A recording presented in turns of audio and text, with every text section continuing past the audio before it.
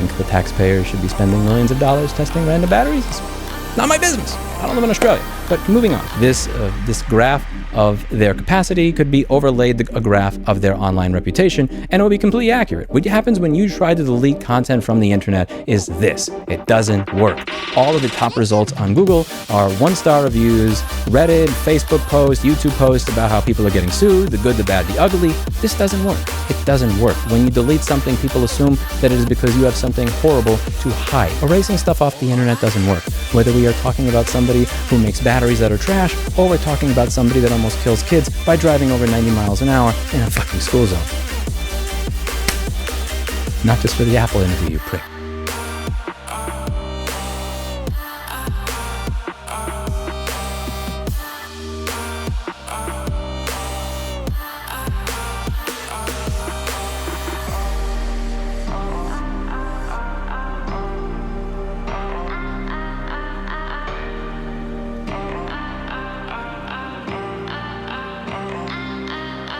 Do you think it's worth renting an NZXT PC for a month to see how it performs? Yeah, renting a PC to test it out is a foreign concept to us gamers, but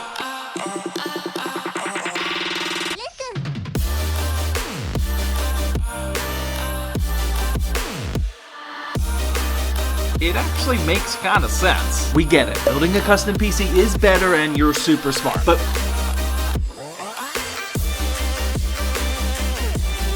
for the rest of gamers who just want to buy a PC that's fully ready to go with top-of-the-line components, NZXT's pre-builds combined with their Flex subscription service can be a huge help. NZXT actually sent this out for us to check out. Honestly, I'm mostly interested in stealing ideas from their high-level PC builders as I run my own PC building company.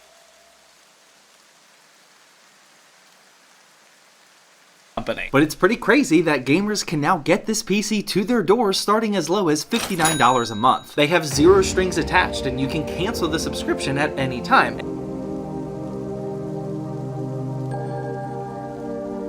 And you can also take advantage of an upgrade system so you can get a better PC over time. Make no mistake, I definitely am more of a fan of building the PC myself, but for pre-built buyers, this is definitely something to consider. Link is in my bio if you want to check it out.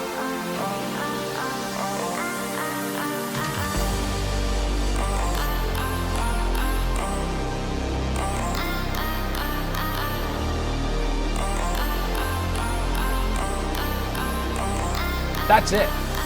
It's not a warranty. That's the thing you're paying for. As for who would actually consider paying for this terrible service and being a victim to it, we think this post makes it pretty clear. Per Reddit, quote, "I'm 15 and make around $155 monthly from my dad. Should I subscribe or not? No! It's clear that this is targeting a younger crowd that is going to be very easily influenced.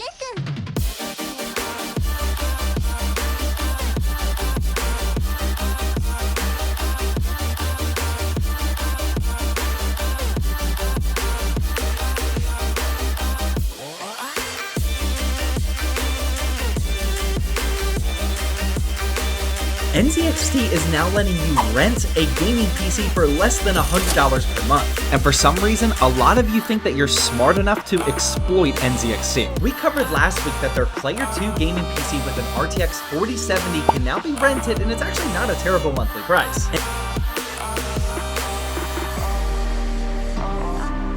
NZXT is a massive company, yet some of you think that you're smart enough to get a free PC from this system. Not to get super nerdy, but let's take a look at the fine print for a second because I'm kind of curious myself.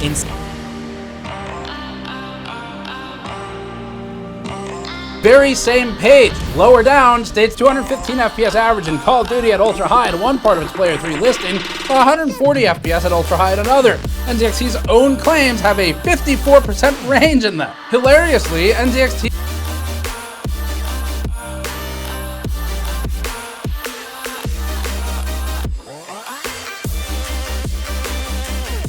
to cover the cost of these stagnant accessories. And they've marketed these for any player PC, which then if you look at the smaller words under the big words, isn't even true. NZXT also keeps changing.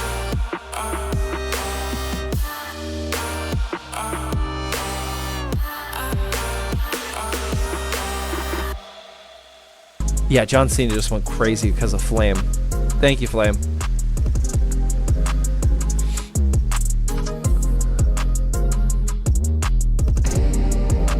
I discovered you on YouTube Shorts, but I destroyed my attention span, though. Yeah, that'll do it. That can happen. Although, with my YouTube Shorts and TikToks, I do try to make it worth your time. I'm not, like, specifically focused on lowering your attention span with nonsense. I do try to make it educational and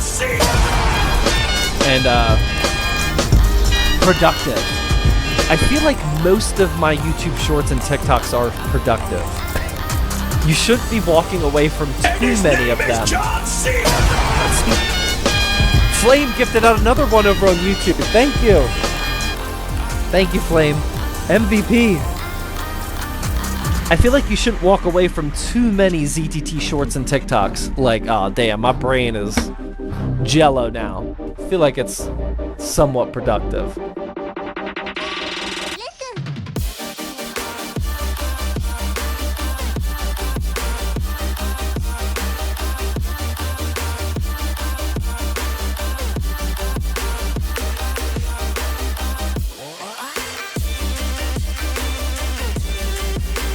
I don't think Gen Z PC builders could have survived what we went through back in the day.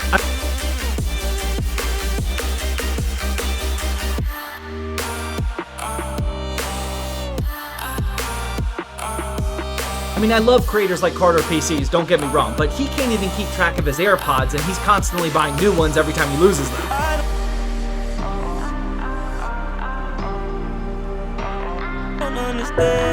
And when people have problems with their PCs these days, they just go on Discord or email a content creator or just beg for a free giveaway PC.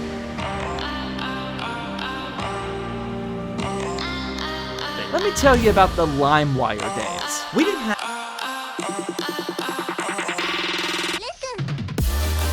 Spotify to quickly choose whatever song we wanted to listen to. We had to go to sketchy AF websites to download pirated copies of music using a software called LimeWire. Every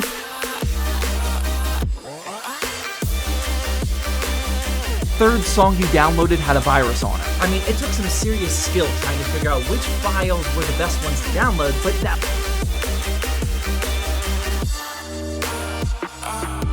one time you choose wrong, your family PC exploded and you had to figure out how to fix everything. And yes, these were in the days of family computers. Nobody in the early 2000s had their own RGB fish tank gaming PC in the room with the Shure SM7B microphone. And don't even get me started about the snow. We walked uphill both ways in that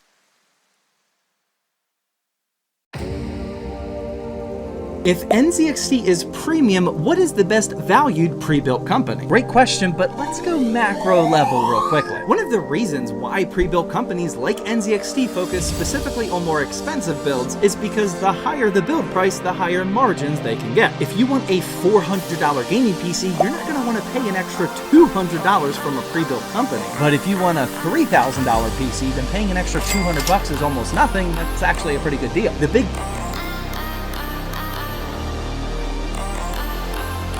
companies need the huge profit margins to cover labor costs for their employees, warehouse space, employee insurance, and everything else. But if you want to buy a budget pre-built without a huge margin, who would be willing to do that? Individual sellers. That's why you gotta go to places like Java.gg. A lot of sellers on here are individual sellers and not companies, so selling a PC with only a $100 margin is perfectly fine for them. And yes, I own equity in Java and I'm 100% biased, but everything I just said is legit.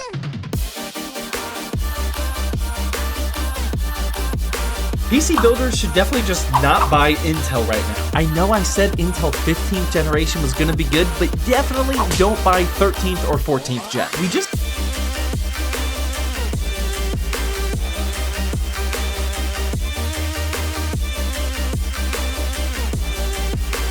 stop exposing us. I just sold my 2060 build to a Fortnite kid and overcharged him because it had RTX in the title.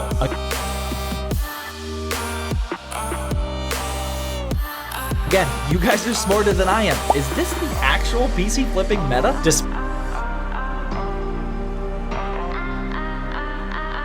Despite me always preaching about AMD's FPS per dollar value, the builds I sell on my own zttbuilds.com website all have NVIDIA GPUs because I know that's what people want. If you want to start out PC flipping on a budget though, I do think the RTX 2060 is possibly the best available option. I see several 2060s posted on eBay right now for like 130 to 150 bucks, and this is the very cheapest that you can get any RTX graphics card. It makes sense because the casual Fortnite gamer crowd is just looking for RTX in the spec sheet.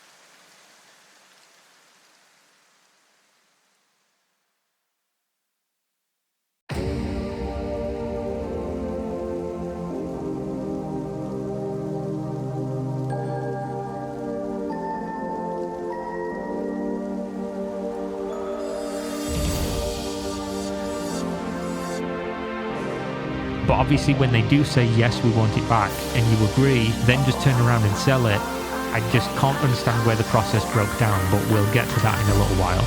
So after this, Billet Labs discovered the sale and obviously got angry about it. Again, according to Billet Labs, and Gamers Nexus say they vetted this information thoroughly, Billet Labs had no communication with Linus or Linus Tech Tips, the channel, or Linus Media Group, the company, until 2 hours after the Gamers Nexus expose video went live. At that point, they reached out to Billet Labs and told them that they would make it right by paying what Billet Labs claimed it cost to produce. Which obviously makes it look like Linus only reached out when they knew they'd fucked up and it had gone public. So after this, Linus made a forum post discussing the video that Gamers Nexus created. This was really bad, as you would probably expect. He said he didn't sell the component, he auctioned it for charity due to a miscommunication, which no one cares about. The issue isn't that it was for personal gain or for charity, the issue is that you did it in the first place. In the post, Linus also claimed they already reached an agreement with Billet Labs over the component, but it was worded in such a way that it seems like they did so prior to the Gamers Nexus video, which according to Billet Labs and Gamers Nexus is false. Though by the time of writing this, it would have been true. It just seems like it was worded in a way that came off as it was done so before the video. After this, Linus goes on the offensive and essentially calls out Gamers Nexus and makes them the bad guys, questioning their journalistic practices, and makes himself as well as Linus Tech Tips as the victim in all.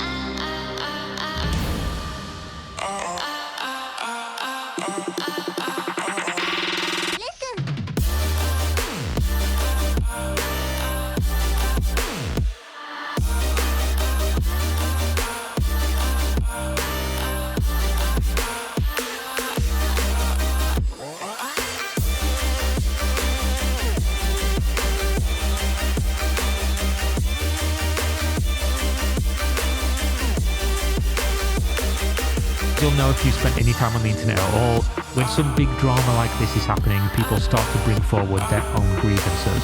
So at this time, an ex-employee of Linus Media Group dropped a set of tweets, first confirming that they are in fact a mystery employee who left a scathing review of their time at Linus Media Group, and this was posted to the Glassdoor website.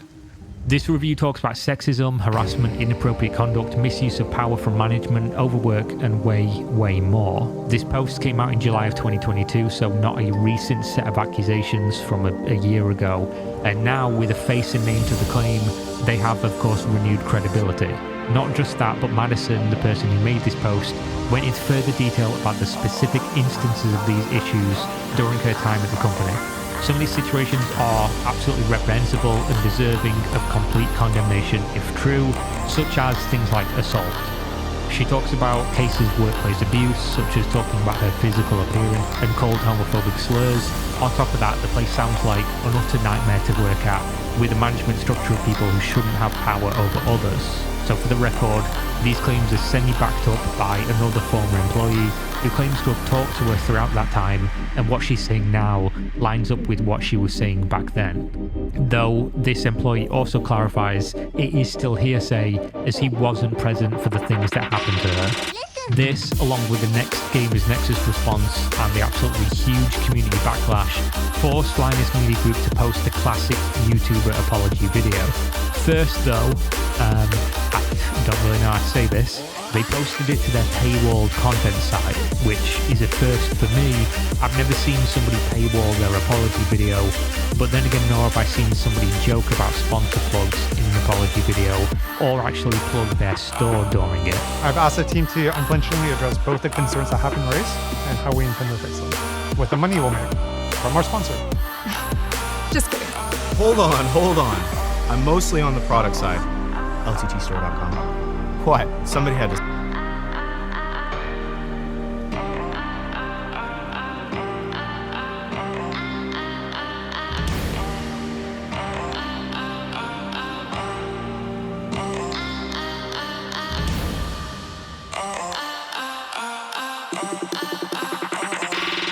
When you're about to build a gaming PC, everybody has different opinions on which tools you actually need. Personally, I have never used a grounding strap in my entire life, and I only use 3 tools for every build. You're first going to need a knife to cut open the parts boxes, and sure, scissors will work. And some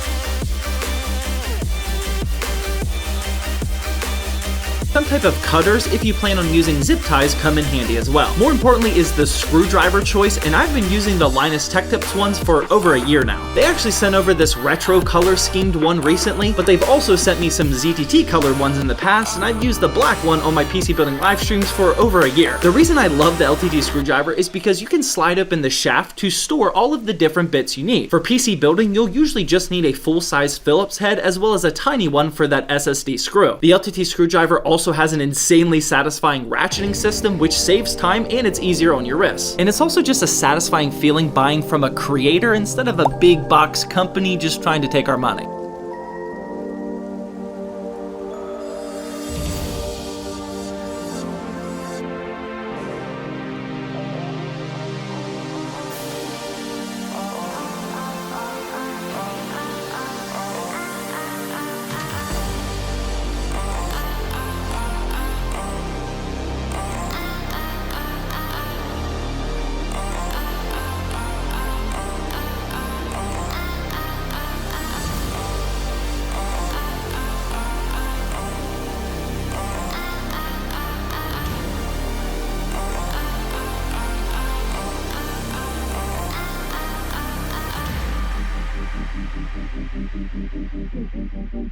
LTTstore.com is sponsoring this video, and I'll have a link to where you can buy one of these in my profile.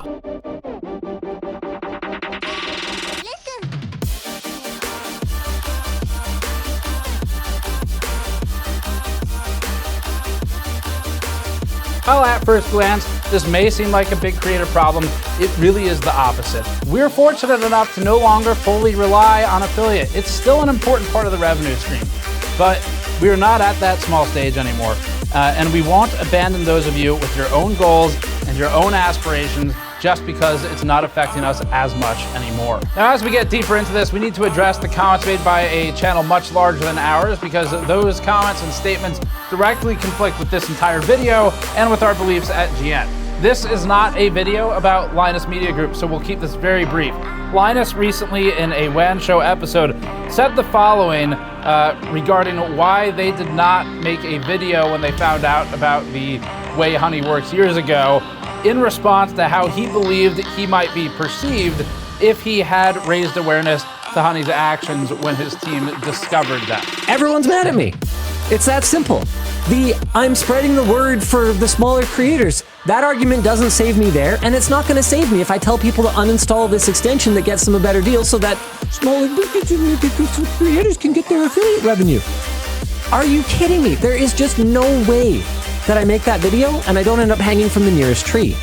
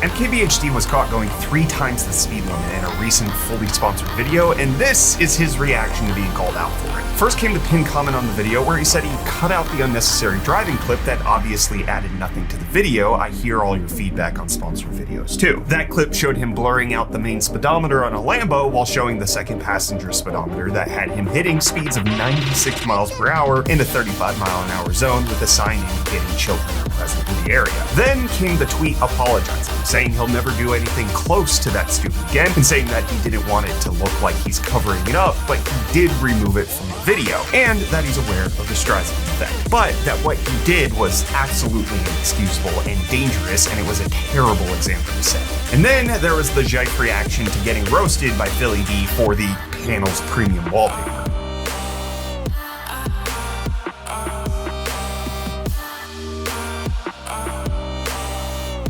A few weeks ago, tech YouTuber Marquez Brownlee uploaded a video showing himself doing 96 miles per hour in a 35-mile-an-hour zone with warning sign for children being present in the area. He quickly issued an apology and removed that portion from the original video. But now, someone has issued a Freedom of Information Act request to New Jersey police on other incidents Marquez has had with law enforcement in his vehicles. In the police body cam videos, he's pulled over twice for having tinting too dark on his windows. One resulted in a warning and the other in a fine. But in one of the videos, he was stopped for doing 59 miles an hour in a 25-mile zone, over double the speed limit. The officer in that video brings up the points that he has on his license for a previous speeding incident in January of 2022. The officer then ends up letting Marquez go with a warning and not a ticket. Some people are bringing this up as a pattern of reckless behavior, especially for someone with a car chain, while others are defending Marquez, saying that he's being dragged through the mud for having fun in exotic cars.